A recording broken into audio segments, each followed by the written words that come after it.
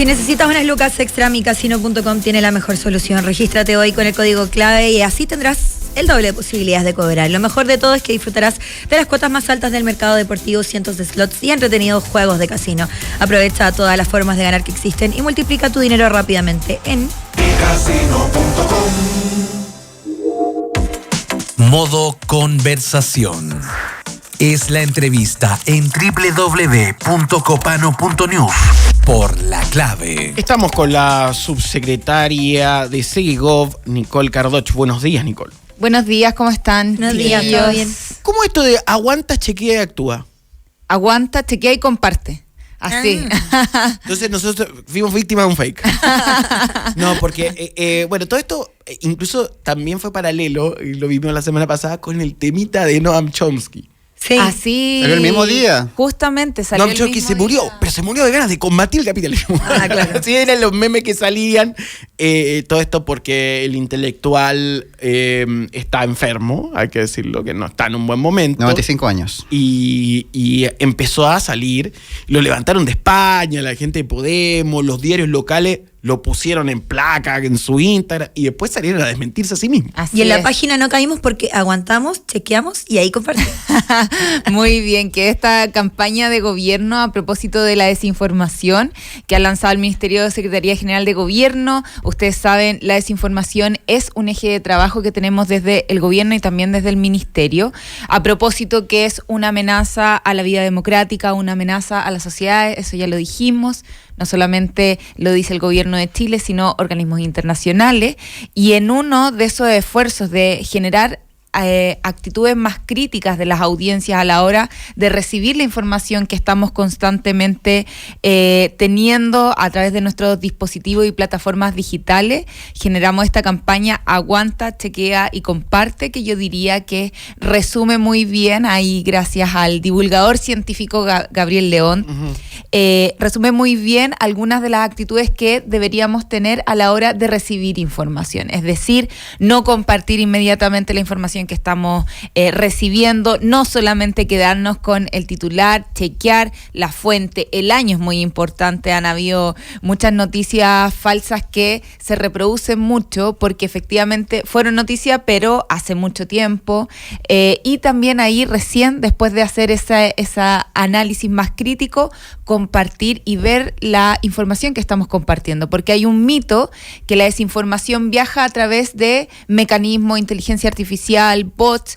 que puede ser, pero gran parte de la desinformación viaja porque las mismas personas la compartimos. Hay militantes de la mentira y hay gente que cae en ideas que son, digamos, a primera vista se ven reales, pero no. Justamente, y además porque la desinformación apela a aquello que nos emociona, que nos interpela, que con lo que tenemos sentimiento o muchas veces con lo que creen algunas personas. O sea, como si yo creo que la Tierra es plana y alguien me está diciendo y sale en un medio, una plataforma digital que la Tierra es plana, o sea, tiene que ser plana. Entonces lo comparto. Y así efectivamente vamos dañando no solamente la capacidad del debate, que hoy día tendemos mucho a dialogar con perspectivas que en otros momentos hubieran estado fuera del debate.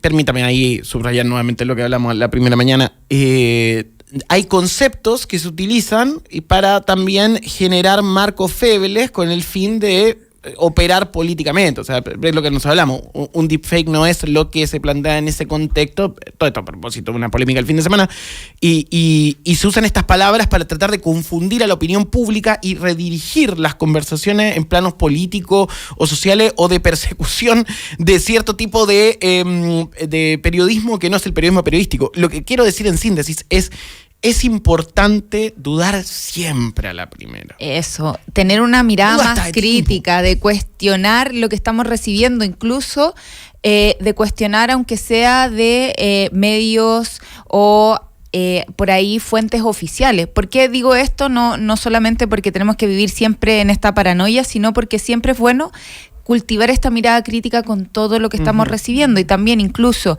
en los chats familiares que les puede pasar mucho a algunos, WhatsApp, claro, que se comparte mucha información, reenviado también muchas veces, o información o videos de Facebook, de TikTok, también ser la persona que ahí dice, oye, pero esto está bien que lo estemos compartiendo, claro, poner esa conversación, porque finalmente la desinformación puede hacer que las personas cambien sus decisiones de vida. O sea, no es solamente un relato, no es solamente algo comunicacional, es algo que, por ejemplo, en la pandemia impidió que muchas personas se vacunaran.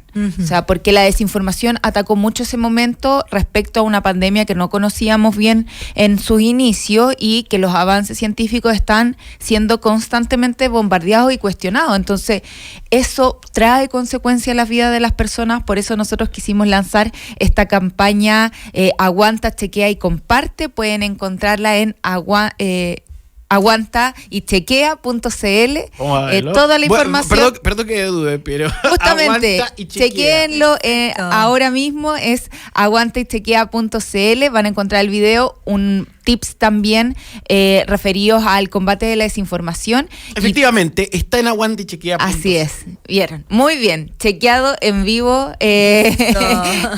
como el ejercicio que queríamos tener. Y qué fácil igual la página.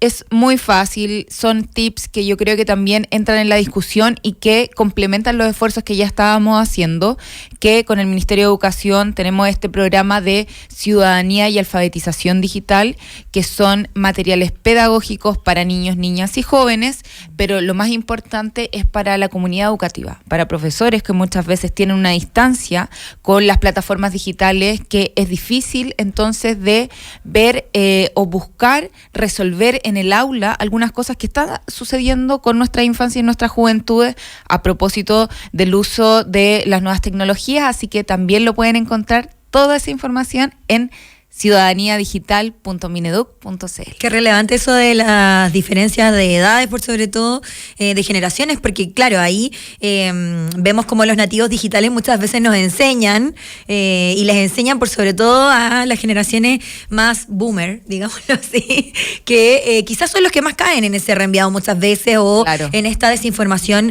de burbujas en medio de su familia, y ahí son los hijos, los más chiquititos, que dicen, oye, papá, no, estoy mandando algo que ni siquiera abriste, quizás. Eso igual es súper bueno de cuestionarlo, porque cuando hablamos de los nativos digitales, damos por sentado que, por ejemplo, que las generaciones que nacieron después del 2000 ya tienen una relación con Internet, claro, que es natural para ellos. Pero hay que cuestionarlo, porque en la práctica nadie, por ejemplo, le daría un auto, las llaves de un auto para que lo manejara a un niño de 8 años en una autopista. Y el Internet y los dispositivos celulares, digitales, son lo mismo. O sea, los niños, niñas y jóvenes no pueden hacerlo sin un acompañamiento, sin las grandes potencialidades que tiene el Internet, que es formar comunidad, crear soluciones innovadoras, por ejemplo, o incluso tener una comunicación mucho más horizontal que lo que teníamos antes, pero además con múltiples y posibles amenazas que ellos tienen que tener en conciencia y tener en consideración a la hora de compartir fotos, a la hora de compartir con otras personas. Hay muchos niños hoy día que juegan en línea, por ejemplo, que no conocen a las otras personas que juegan, y sobre todo generar reglas para las familias con el uso de los dispositivos digitales. Por eso nosotros hemos dicho que hoy día hay que tener esta conversación, que no podemos decir desde el gobierno, no, los niños tienen que tener su primer celular a los 10 años, ese no es el tema, es que cada familia tenga la reflexión, y las comunidades educativas lo mismo. A ver, en este momento en Europa, en específico en Francia, hay candidatos que están planteando la prohibición de los celulares en escuelas.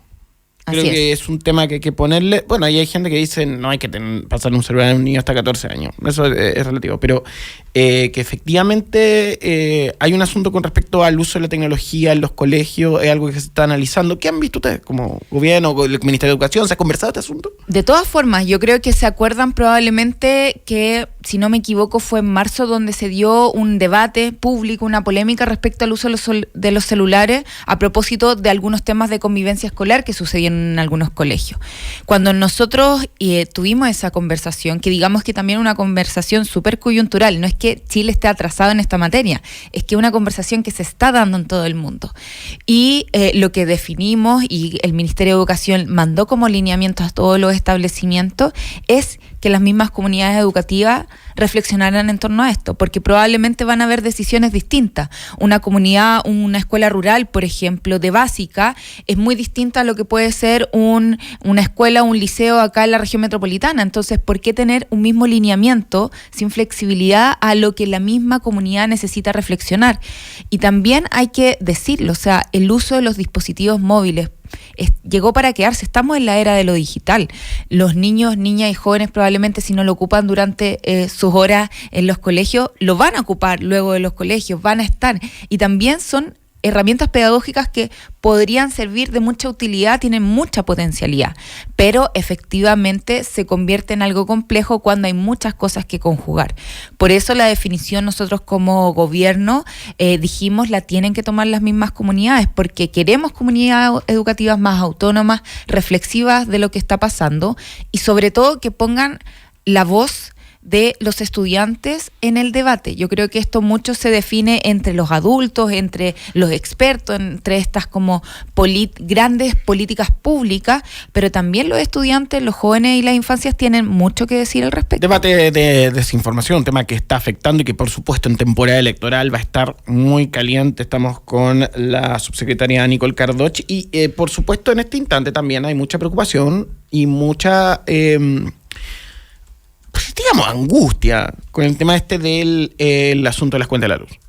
Y claro, lo que dice el ministro Marcel, si no hay aprobación de reformas, bueno, tampoco podemos ir en ese sentido operando. Hay otros que dicen, acá hubo una negligencia por parte de los ministros. Entonces, ¿cuál es la perspectiva oficial y qué solución puede haber? Que es lo más importante, ¿qué solución puede haber? Sí, lo importante de esto es entender que este es un problema que se arrastra del 2019, que en el 2019 se decidió, no solamente por iniciativa del gobierno de ese entonces, sino con amplia aprobación del Congreso, transversal aprobación, el congelamiento de las tarifas eléctricas que al año 2024 se hace insostenible para el Estado seguir manteniendo esa deuda y profundizándola. Por eso se tramitó durante el año pasado, y esto lo quiero decir también, se tramitó una ley que también contó con amplia aprobación y transversal aprobación. O sea, es una ley que tanto en su trámite en la Cámara de Diputados, que tuvo algunas polémicas, pero también en el Senado se conversó muchísimo y todos los sectores de oposición y sectores oficialistas aprobaron. Entonces, primero llama la atención que esto sea y que esté siendo usado por parte de la oposición como una acción de la que recién se están enterando. Eso no es así. Y efectivamente se hace insostenible seguir manteniendo y se hace muy irresponsable, porque si esta decisión no la hubiera tomado el gobierno, el presidente Gabriel Boric, hubiera rebotado a la próxima administración. Y nosotros hemos sido el gobierno que ha tomado esas decisiones difíciles y que las ha tenido que implementar. Sin duda, el subsidio eléctrico que se está planteando para aquellos que pertenezcan al 40% del registro social de hogares viene también a ser un apoyo ante esta subida a las tarifas eléctricas que vamos a tener, pero efectivamente estamos viendo otras complementos. Es muy claro también lo que dijo el ministro Marcel. Muchas veces se nos ha solicitado a nosotros dar más en seguridad, dar más en educación, dar más en salud. Y efectivamente nosotros queremos dar más, queremos tener más cobertura, queremos tener más seguridad, queremos darle más herramientas a nuestras policías, pero eso solamente se hace recaudando más erario fiscal. Y todo lo que está dentro de las medidas del pacto fiscal no han podido avanzar porque efectivamente no hay un acuerdo en el Congreso Nacional. Entonces, se hace difícil que tengamos esta urgencia, que no tengamos más recursos dentro de nuestros erarios fiscales para ir a atender esa urgencia y que nosotros la hemos planteado desde el primer año de gobierno. O sea, durante los primeros 3 meses de gobierno, durante los primeros 100 días, pocos se acordarán, pero durante esos primeros 100 días se conversó la reforma tributaria en ese entonces y se hicieron diálogos ciudadanos en todo Chile, para que las personas también dijeran en qué, si teníamos reforma tributaria que nos permitiera recaudar más recursos, en qué iban a ir apuntando esos recursos.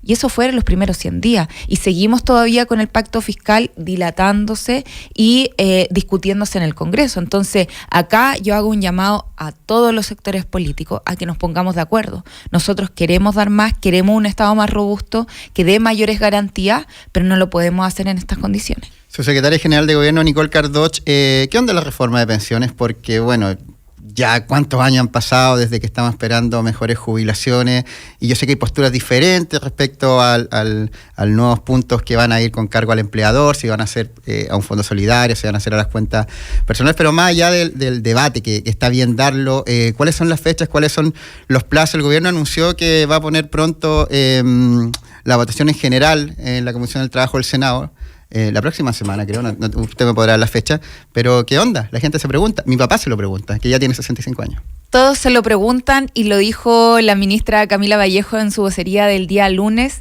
Al presidente también se lo preguntan siempre. Cuando el presidente va a una comuna, va a una localidad, va a un territorio, siempre hay una persona mayor que le pregunta qué pasa con la reforma de pensiones, por qué no avanza, por qué todavía no hay acuerdo. Y por eso nosotros ya nos hemos organizado como gobierno y ha sido expresamente solicitado por el presidente que durante la próxima semana pongamos en votación el proyecto de la reforma de pensiones. ¿Por qué es tan importante? Porque también esta reforma lleva más de 2 años discutiéndose en este gobierno, con mesa de expertos y expertas, con mesas políticas, con mesas transversales, con la ciudadanía. Probablemente ustedes se acuerdan esa gira que hizo la ministra Janet Jara y el ministro Marcel por varias regiones del país, conversando precisamente sobre la reforma de pensiones. Entonces ya todos hemos puesto parte en el debate y ha sido el gobierno el único que ha podido modificar su proyecto inicial, hay que decirlo, a propósito de generar acuerdos. Y esto nos sigue ahí generando mucha controversia por no poder dar una solución y no poder dar una respuesta a esos millones de pensionados y pensionadas. Hoy día hay que recordar, o sea, solamente para que todos sepan, es cercano a los 100.000 pesos lo que genera cada uno en su pensión autogestionada hoy día, es decir, sin la PGU. En el caso de las mujeres, la mediana, es decir, el monto que más se repite de pensión autogestionada son 40.000 pesos. O sea, esa es la realidad. Entonces, con esa urgencia nosotros no vamos a seguir esperando, no vamos a dilatar más este debate y hacemos un llamado a todos y todas a poner por delante, sobre todo en este caso a los sectores de oposición, a poner por delante el bien común de los pensionados y pensionadas. En aquello que estemos de acuerdo, avancemos y avancemos ya, porque no solamente queremos mejores pensiones para nosotros, por ejemplo, que todavía tenemos mucho de vida laboral, que vamos a seguir contribuyendo a nuestro ahorro individual, sino también aquellos pensionados y pensionadas que en otros momentos del país no tuvieron otra alternativa, que dieron muchísimo para que tuviéramos el país que tenemos y que hoy día viven al 3 y al 4, preguntándose a fin de mes qué pagar, si pago el arriendo o los remedios o la alimentación o me salto alguna cuenta, por ejemplo, porque eso hace la gente en Chile para poder sobrevivir con este tipo de pensiones. Cerca del 90%, y acá lo estoy como chequeando, cerca del 90% de las pensiones son menores al sueldo mínimo. Y eso cuando el sueldo mínimo este 1 de julio aumente a 500.000 pesos, va a ser muchísimo más. Subsecretaria, estoy en subsidioeléctrico.cl, recordemos cuáles son los plazos y requisitos porque la gente se lo está preguntando. Los plazos y requisitos desde el 1 de julio eléctrico, así es. A las 00 horas. No hay que tener deudas vigentes. Hasta el 14 de julio a las 23:59. Así es. Así es. Es 1,5 millones de subsidios que nosotros vamos a ir entregando. Esto se ha hecho en una coordinación, sobre todo en regiones donde probablemente el impacto pueda ser más resentido por los hogares y las familias. Hemos comunicado las fechas, lo importante es que todos y todas sepan y, como yo les digo, está pensado para aquellos que tengan que sean parte del 40% de ingresos menores según el Registro Social de Hogares. Perfecto. Subsecretaria, muchas gracias por venir esta mañana. Muchas gracias a ustedes, que sea una buena semana. Sigan a continuación con Clave Morsi y todas las noticias económicas en este día donde el dólar está a 9.34 con Daniel. Cuídense, chau. Chau.